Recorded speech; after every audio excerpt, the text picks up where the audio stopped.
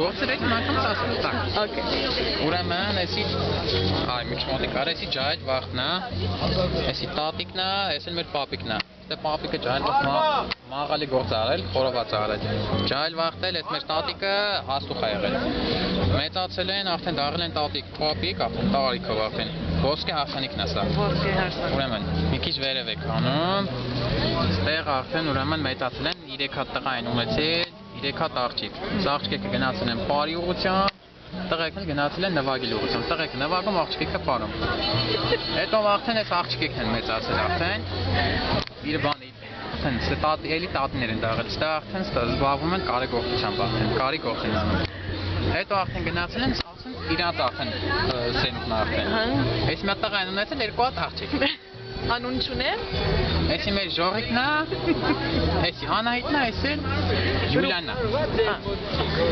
Ուրեմն ոբշեմ սենց գնացին վերջ էս պապիկը մեծանում դառնում արդեն սենց, արդեն կոնյակի գործով զբաղվում դառնում է միլիոնատեր։ Դե կոնյա հայտնամով կոնյակի գործանում միլիոնատեր է դառնում։ Քանի սերունդ արավ որ մի։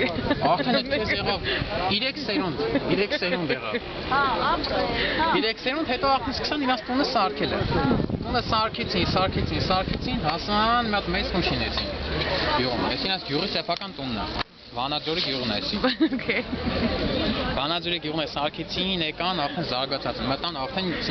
Եվրոռեմոնտի բան, Եվ անոնք իրենց խոհարար ունեն։ Արդեն իրենց խոհարարն են եկել։